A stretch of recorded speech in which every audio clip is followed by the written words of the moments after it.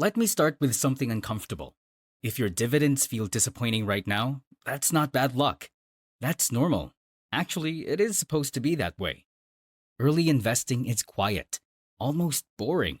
You invest a few $1,000s, you earn a few dollars a year, you reinvest them. And weeks later, your account looks the same. That's when people quit. Not because compounding failed, but because expectations were wrong. Here's a fact most videos skip.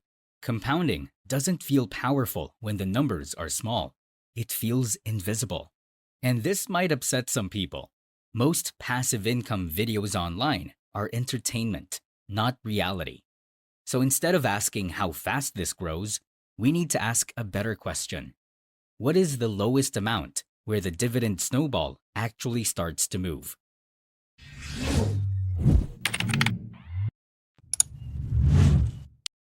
Chapter 1. The Silent Phase of Compounding. Why Early Growth is Supposed to be Slow. Let's talk about the phase nobody warns you about, the silent phase. This is where most investors are, and this is where most investors quit. Early on, compounding feels weak, not because it's failing, but because the numbers are small. Imagine you invest $5,000. Your portfolio earns around 3%. That's about $150 a year. Not a month, a year. Even if those dividends grow fast, the change is tiny at first.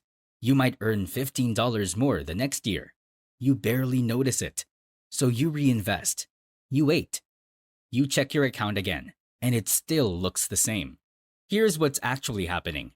Compounding is stacking small numbers on top of small numbers. The math is working. It just has no weight yet. Growth depends on scale. When the base is small, the results stay quiet. As the base grows, every percentage point starts to matter more. This slow phase is normal. Everyone goes through it. The people who succeed are simply the ones who stay long enough. Chapter 2. Why $100,000 keeps showing up in long-term investing math. You have probably heard this number before, $100,000. It shows up everywhere in investing conversations, and that makes people think it's special. It's not magic. It's practical. At lower levels, growth exists. You just don't feel it. Take a portfolio worth $25,000. At a 3% yield, it produces about $750 a year. That's easy to ignore. Now look at a portfolio worth $100,000. At the same yield, it produces $3,000 a year. That gets your attention. Not because the strategy changed, but the scale changed. With a few $1,000s coming in each year, reinvestment starts to matter. Those dividends can buy real pieces of your portfolio. When dividends grow, that income grows on top of itself. This is why motivation often increases around this level. Progress becomes visible. Year-to-year changes stand out. It's important to be clear here. Compounding starts with the first dollar invested. What changes near $100,000 is visibility. The snowball feels heavy enough to roll on its own. Chapter 3. Time multiplies returns. Why the curves steepens late, not early. Now let's talk about time, not in the usual way. Time does not add returns. Time multiplies them. Early years feel slow because the gains are small. Later years feel powerful because the gains are built on past gains. For example, imagine a portfolio growing around 8% per year. After 10 years, it grows steadily. After 20 years, the increase is larger. After 30 years, the growth looks dramatic. Nothing changed in the strategy. Only time passed. This happens because each year builds on the last one. Returns start earning returns. Then those returns earn more returns. This also explains something important. Small differences in growth rates matter a lot over decades. A 1 or 2% change can completely reshape the outcome. That's why the biggest results appear near the end. Compounding is backloaded. The early years test patience. The later years reward it. This is also why starting earlier often beats starting bigger. Time lowers how much you need upfront, and it increases how much consistency pays off. Chapter 4: Yield versus Dividend Growth. What actually accelerates the snowball? At this point, we need to separate two ideas: dividend yield and dividend growth. Yield tells you what the portfolio pays today. It feels good because cash shows up right away. You can see it. You can track it. Growth works differently. It focuses on where that income goes over time. When dividends grow each year, the base gets bigger. That means future payments grow from a larger starting point, and reinvestment becomes more powerful. This matters more than most people expect. Income that stays flat slowly loses buying power. Prices rise, costs rise. The dividend stays the same. Growing income keeps pace with time. It gives compounding something to build on. Each increase stacks on the last one. This doesn't mean yield has no role. Yield helps you start. Growth determines how far the snowball rolls. Over long periods, steady increases usually shape the final outcome more than the first payout. Chapter 5: The Business Quality Checklist that makes compounding possible. Compounding depends on the businesses underneath it. Weak foundations do not last long enough to compound, so the focus shifts from excitement to reliability. First, look for companies with a long dividend history. Years of payments show consistency. Years of increases show discipline. Next comes the payout ratio. This tells you how much of a company's earnings go toward dividends. Lower ratios leave room for growth. They also offer flexibility during harder years. Then there's earnings growth. Dividends rise when profits rise. Companies that grow earnings can raise payouts without stress. Stability matters here. So does simplicity. A portfolio designed for compounding doesn't need constant changes. Low turnover reduces mistakes. It also reduces emotional decisions. The goal stays the same throughout. Hold strong businesses. Reinvest consistently. Give time room to work. This approach may look boring early on.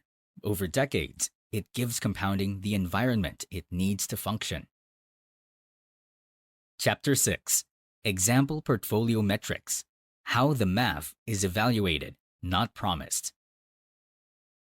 Now let's look at how this kind of portfolio gets evaluated, not predicted. Evaluated. The first step is understanding what the portfolio produces today. That starts with dividend yield. Each holding has its own yield. You list them out. Then you average them. For example, a portfolio with several dividend-focused holdings may land a near 3% yield. That single number gives a snapshot of current income. Next comes dividend growth. You take the historical growth rates for each holding. Then you average those as well. This shows how fast the income has grown in the past. It does not promise future results. It gives context. The same process applies to price appreciation. Past annual growth rates get averaged across the portfolio. When you put these pieces together, you get a clearer picture. Current income, income growth, long-term behavior. These numbers work as tools. They help you understand direction. They help you set expectations. They are not forecasts. Markets change. Businesses change. The value comes from knowing how the engine works before you press the gas. Chapter 7: The two practical paths to reach compounding escape velocity. Once the portfolio is defined, the next question becomes simple. How do you feed it? There are two practical paths. Both rely on the same math. They just feel different along the way. The first path starts with a lump sum, a one-time investment. After that, nothing new gets added. From day one, the portfolio has size. Dividends start coming in immediately. reinvestment begins early. Progress looks clearer at the start. Even though growth still feels slow, the base is already there. Over time, reinvested dividends and price growth build on each other. The second path focuses on consistency. Small contributions added regularly. Day by day or month by month, early growth comes mostly from the contributions themselves. The portfolio grows steadily. Then compounding begins to matter more. In both cases, the same pattern shows up. Somewhere along the timeline, the portfolio crosses a point where growth becomes easier to notice. Dividends start buying meaningful pieces of the portfolio. This is often where motivation increases, not because the strategy changed, but the math finally has enough weight to show results. Chapter 8. What lowest amount really means. Now let's answer the main question. What is the lowest amount? There's no single number that works for everyone. The market doesn't operate that way. The lowest amount depends on several things: the yield of the portfolio, how fast dividends grow, how consistently money is added, and how much time you give it. For some investors, progress becomes noticeable in the low five figures. For others, it takes longer and more capital. The key idea stays the same. The lowest amount is the point where reinvested dividends begin to matter, where growth starts supporting itself. This is where the portfolio stops feeling fragile. Year-to-year changes become clearer. Small setbacks feel less dramatic. Compounding works from the first dollar. What changes over time is how visible the results become. That visibility often determines whether someone stays invested long enough for the snowball to keep rolling. Chapter 9. Closing. Patience is the real advantage. At the end of the day, this comes down to patience. Most people never fail because of bad math. They fail because the early years feel unrewarding. The quiet phase tests attention. It tests consistency. It tests expectations. The investors who make it through are not usually the smartest. They're the ones who stay steady when nothing seems to be happening. Compounding rewards time more than intensity. It favors simple systems. It favors repeatable behavior. The dividend snowball grows slowly at first. Then it builds momentum. And eventually, it carries itself forward. So, the real advantage is not finding a perfect number. It's understanding the process early enough to stay with it. Once you do that, the snowball finally has the space it needs to work.